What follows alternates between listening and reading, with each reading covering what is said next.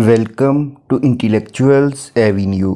आज हम W.B. येट्स की जिस पोइम को डिस्कस करेंगे उसका टाइटल है Aedh wishes for the cloths of haven.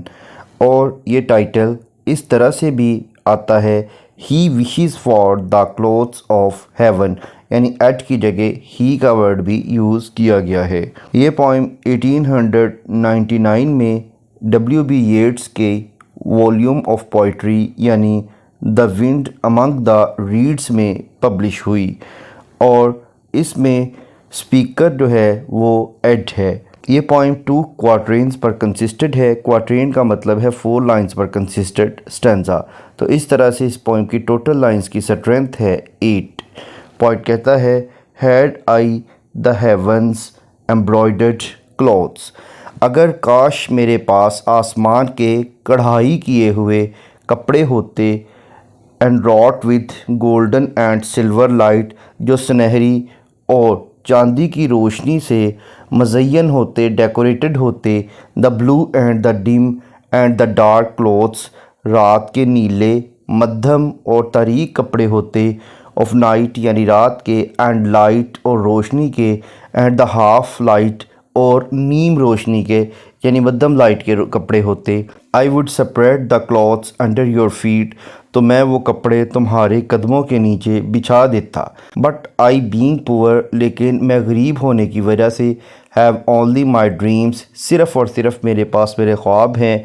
I have spread my dreams under your feet, इसलिए मैं अपने ख्वाब तुम्हारे कदमों के नीचे बिछा रहा हूँ। ट्रेड सॉफ्टली, आहिस्तगी से कदम रखना, आहिस्तगी से चलना, बिकॉज क्योंकि you trade on my dreams, क्योंकि अब तुम मेरे ख्वाबों पर चल रही हो। इस पोइम को पढ़ने के बाद अब हम देखते हैं इसकी लिटरेरी टर्म्स को। सबसे पहले इसकी राइम स्कीम आल्टरनेट है, यानी ए बी सी डी, यानी फर्स्ट और थर्ड लाइंस आपस में राइम्ड है, जबकि सेकंड और फोर्थ लाइंस आपस में राइम्ड हैं। जैसा कि फर्स्ट लाइन का लास्ट वर्ड है क्लॉथ्स और थर्ड का क्लॉथ्स, उसके बाद सेकंड का लाइट और फोर्थ का भी लाइट, उसके बाद फिफ्थ और सेवन्थ का फीट, सिक्स्थ और एट्थ का ड्रीम्स। नेक्स्ट है पर्सोनिफिकेशन। पर्सोनिफिकेशन का मतलब है to give human traits to the non living things, यानी बेजान चीज़ों को जानदारों की खसूसियत अता करना। जैसा कि लाइन नंबर 1 में वो हैव पर्सोनिफाई कर रहा है, उसके बाद लाइन नंबर 3 और लाइन नंबर 4 में वो नाइट यानी रात को पर्सोनिफाई कर रहा है। नेक्स्ट है मेटाफर। मेटाफर का मतलब है किसी क्वालिटी की बेस पर किसी चीज़ को कोई दूसरी चीज़ डिक्लेयर कर देना। जैसा कि लाइन नंबर 1 में वो हेवंस एम्ब्रॉयडर्ड क्लोथ्स का जो वर्ड है वो प्रेशियस और डिवाइन होने का मेटाफर है। इसके अलावा नेक्स्ट है इंटरनल राइम। इंटरनल राइम का मतलब है एक ही लाइन में 2 या 2 से ज़्यादा राइम्ड वर्ड का इस्तेमाल करना। जैसा कि लाइन नंबर 4 में नाइट लाइट, लाइन नंबर 5 में क्लॉथ्स योर, लाइन नंबर 7 में ड्रीम्स फीट। इस पोइम के लाइन नंबर 2 में गोल्डन और सिल्वर लाइट का कंट्रास्ट हमारे सामने रखा गया है। इसके अलावा दूसरी जानिब एक तरफ पोइट अपने ख्वाबों को रखता है और दूसरी तरफ वो आसमानी कपड़ों को रखता है। इसके अलावा नेक्स्ट है एंजॉयमेंट। एंजॉयमेंट का मतलब है कि अगर किसी लाइन को पढ़ने के बाद उसकी अंडरस्टैंडिंग डेवलप हो जाए तो ऐसी लाइन को एंड स्टॉप लाइन कहते हैं, जबकि अगर किसी लाइन को पढ़ने के बाद नेक्स्ट लाइन की सपोर्ट की ज़रूरत हो तो उसे रन ऑन लाइन कहते हैं और इसे एंजॉयमेंट कहते हैं। जैसा कि लाइन नंबर 3 में वो कहता है the blue and the dim and the dark clothes, यानी नीले और मध्यम और गहरे कपड़े। अब वो क्या है, वो क्या करना चाहता है, वो नेक्स्ट लाइन में बयान करता है ऑफ नाइट, ये रात के कपड़े हैं। नेक्स्ट है रेपिटिशन। इस पोइम की लाइन नंबर 5 और 7 में अंडर योर फीट के वर्ड्स को रिपीट किया गया है। लाइन नंबर 8 में ट्रेड के वर्ड को रिपीट किया गया है। नेक्स्ट है एलिट्रेशन। एलिट्रेशन का मतलब है बिगनिंग ऑफ 2 और more than 2 words in the same line with the same letter और साउंड, यानी एक ही लाइन के 2 या 2 से ज़्यादा अल्फाज में एक ही हरफ या एक ही आवाज़ का इस्तेमाल करना। जैसा कि लाइन नंबर 1 में हैड हेवंस, ये दोनों वर्ड्स एच लेटर से स्टार्ट हो रहे हैं। उसके बाद लाइन नंबर 3 में डिम डार्क। नेक्स्ट है कॉन्सोनेंट्स। कॉन्सोनेंट्स का मतलब है use of same consonant letter in the different words of the same line, यानी एक ही लाइन के मुख्तलिफ अल्फाज में एक ही कॉन्सोनेंट लेटर का इस्तेमाल करना।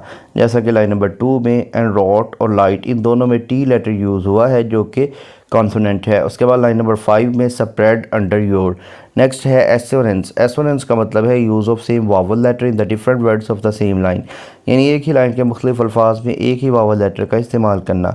जैसा कि लाइन नंबर 2 में विद सिल्वर, इन दोनों में आई यानी एक वावल लेटर यूज़ हुआ है। उसके बाद लाइन नंबर 4 में नाइट लाइट के अलावा पोइट ने इमेजेस भी यूज़ किए हैं, जैसा कि heavens embroidered cloths and wrought with golden and silver light. उसके बाद the blue and the dim and the dark clothes.